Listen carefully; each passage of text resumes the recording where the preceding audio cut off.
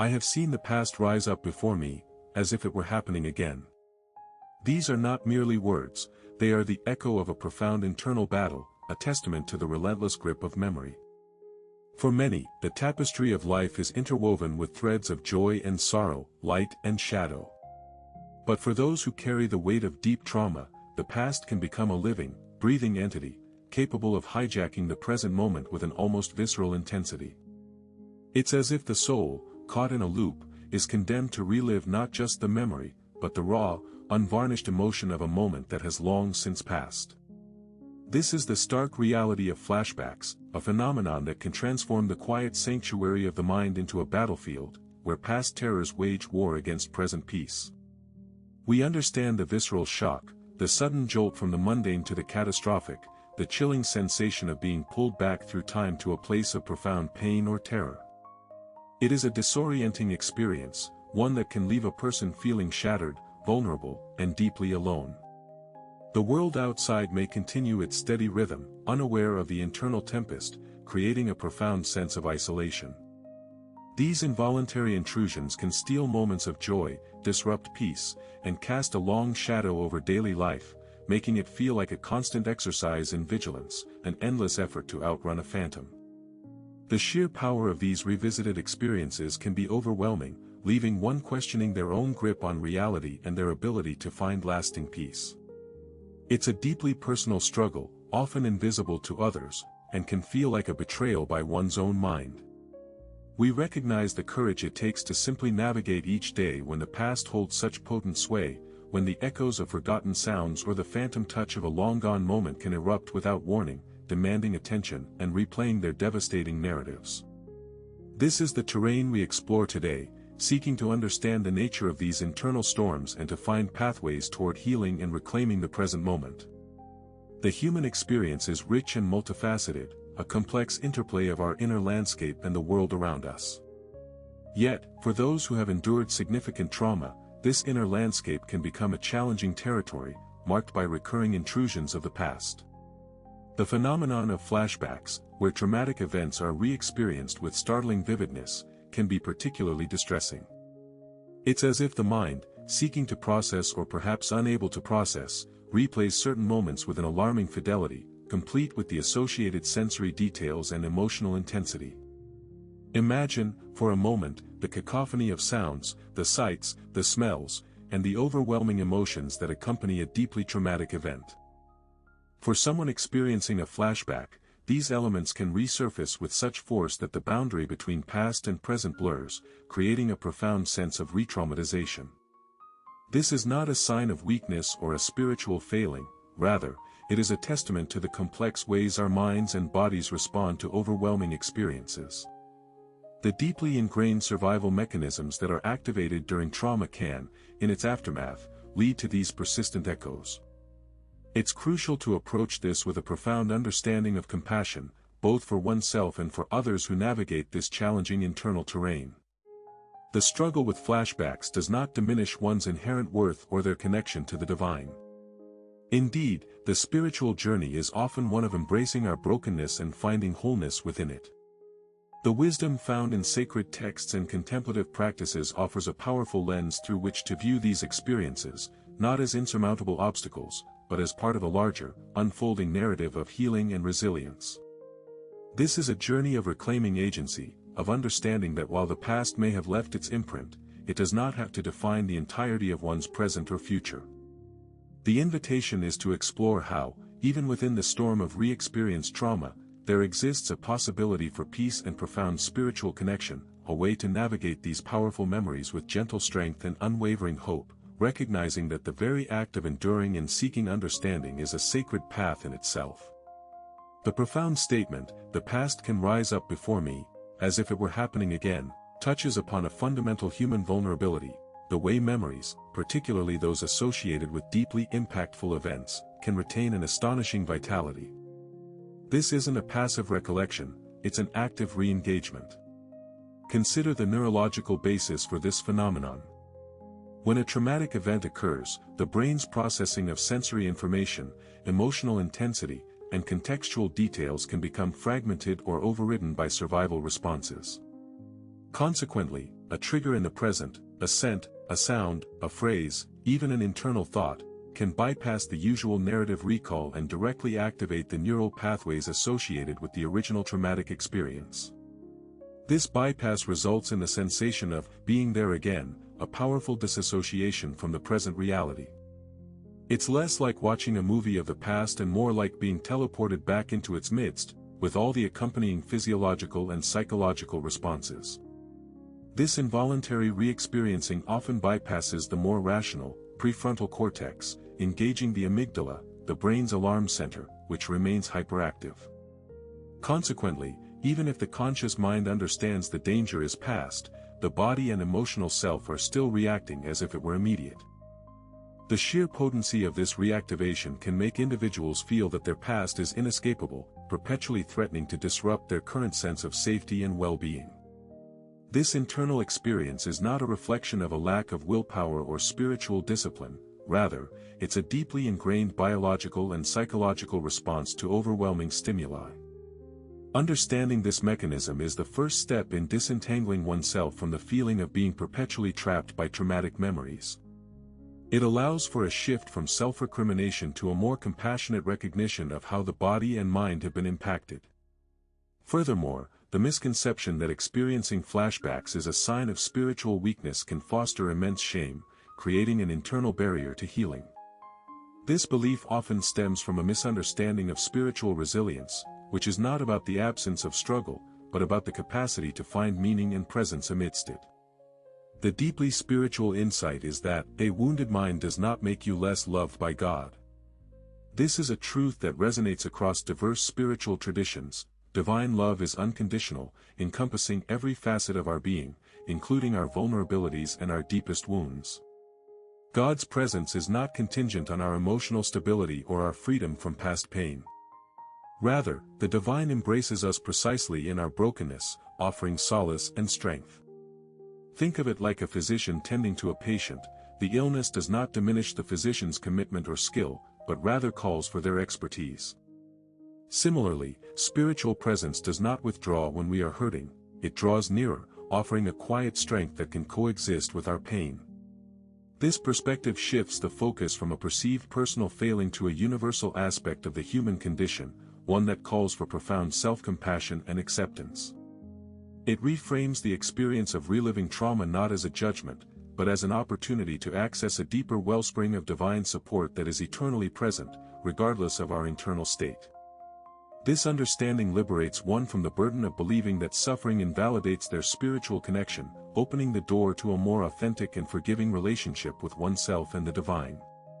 It's a profound reorientation, allowing the light of divine love to penetrate even the most shadowed corners of our experience, reminding us that our inherent value is never compromised by our past hurts.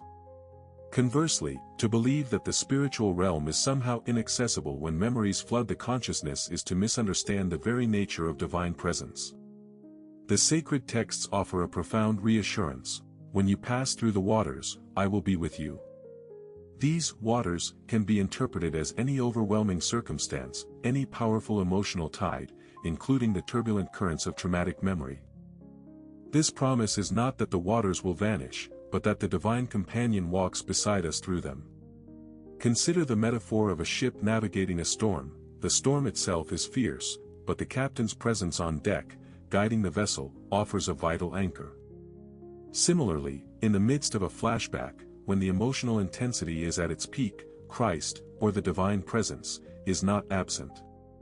Instead, this presence is an immanent reality, an internal anchor point that can be accessed. It is a quiet whisper beneath the roar of the storm, a steady light in the blinding fog. This presence is not diminished by the chaos, it is the very source of potential calm and order within that chaos.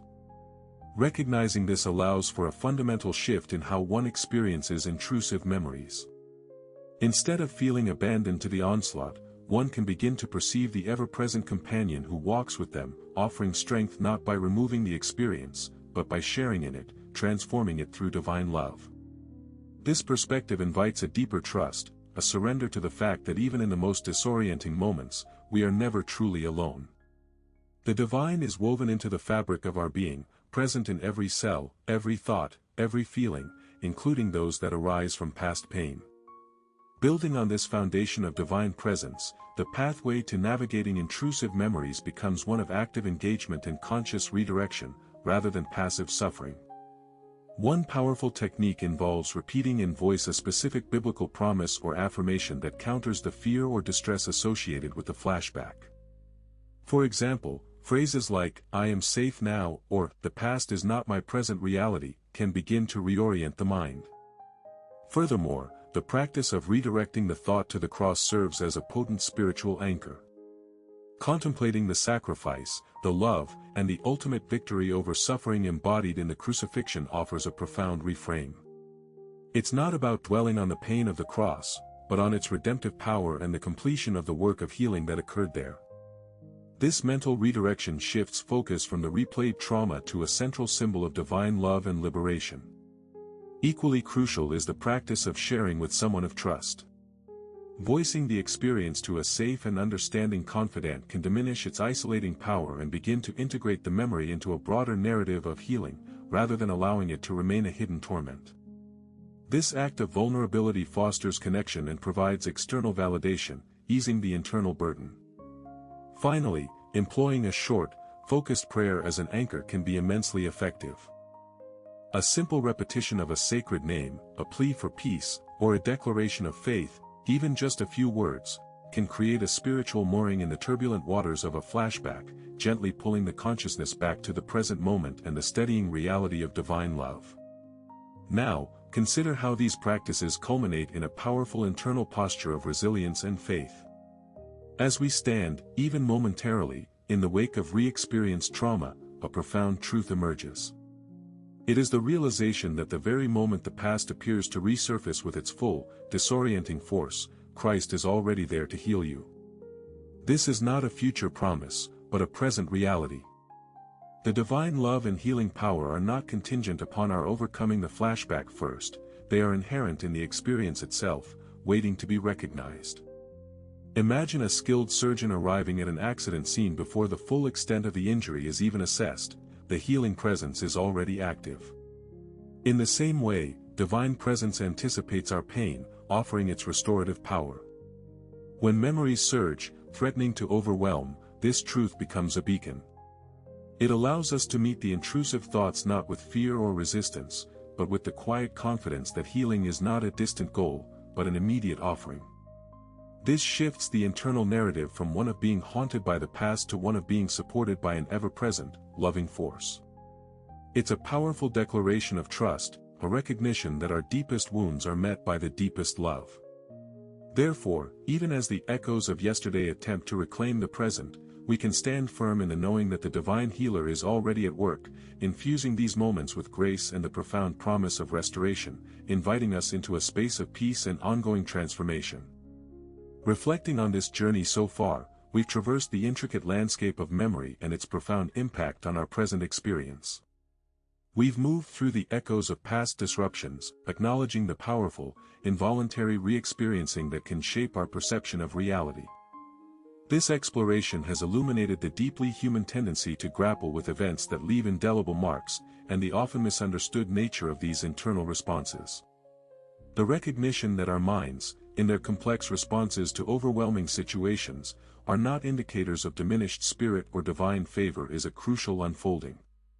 It's akin to understanding that a body's natural healing processes, though sometimes visible and even unsettling, are fundamentally signs of life striving for balance, not of inherent flaw.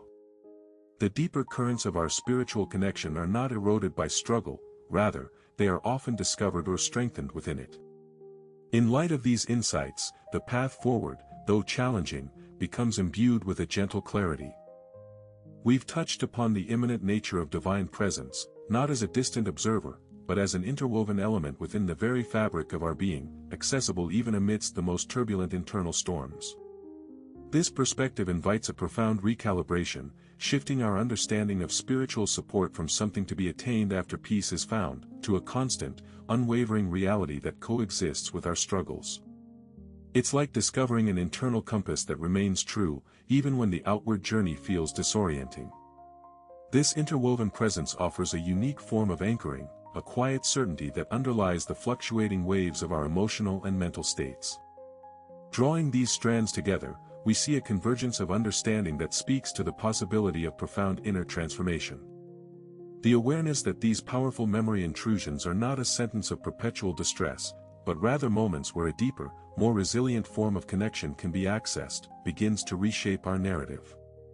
This journey, from the initial impact of disruptive memories to the profound discovery of an ever-present source of strength and healing, culminates in a pivotal realization. As we pivot towards the final reflection, consider how the acceptance of our vulnerability, coupled with the unwavering truth of divine companionship, creates a fertile ground for reclaiming our present, not by erasing the past, but by integrating it with a profound, healing love that is always, already, present. The cumulative effect of these understandings is akin to recognizing that the deepest wellsprings of peace are not found by avoiding the difficult terrain, but by walking through it with an unseen, loving guide. The tapestry of our inner lives, often perceived as a simple chronicle of moments, reveals itself upon deeper introspection to be a dynamic interplay between the remembered past and the felt present. The echoes of what has been, particularly those laden with the weight of trauma, can indeed rise up with startling clarity, threatening to engulf the present moment in a vivid re-experiencing of events long past. This phenomenon, while deeply disorienting, is not a testament to spiritual failing, but rather a complex manifestation of how our profound human resilience navigates overwhelming experiences. It is vital to hold this truth with gentleness. The mind's journey through trauma does not diminish one's inherent connection to the divine, it simply reveals new pathways to discovering that connection. The wounds we carry, whether visible or hidden, do not separate us from the vast ocean of divine love. Instead, they often serve as profound invitations to explore the depths of that love, to find its presence not in the absence of struggle, but in its very midst. This realization shifts the paradigm from one of seeking an untouched peace to one of finding peace within the unfolding landscape of our lived experience, scars and all. Consider the profound reassurance that, as we navigate the turbulent waters of intrusive memories, a divine presence walks with us. This is not an abstract concept, but a tangible, internal reality that offers an anchor when the world outside, and indeed our inner landscape, feels unsteady. The wisdom gleaned from sacred traditions reminds us that the divine is not a distant entity, but an immanent force, intimately woven into the very fabric of our being, present in every breath, every thought, and every sensation, especially those that carry the echoes of past pain. This indwelling presence offers a constant source of strength, a quiet whisper of reassurance beneath the clamor of resurfaced memories. It is in recognizing this ever-present, unwavering support that we begin to transform our relationship with the past. Instead of viewing it as an enemy to be vanquished, we can begin to see it as a territory through which we are accompanied, a journey where healing is not a destination, but an ongoing process infused with divine grace. The practice of consciously redirecting our focus, of grounding ourselves in sacred promises or symbolic anchors, becomes a powerful act of reclaiming the present moment. When the past surges, threatening to pull us under, these practices serve as lifelines, gently guiding our awareness back to a place of greater stability and peace.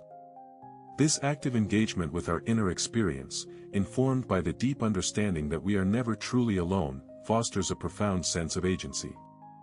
It is not about forcing the past away, but about cultivating an inner sanctuary where the present can be met with courage and grace.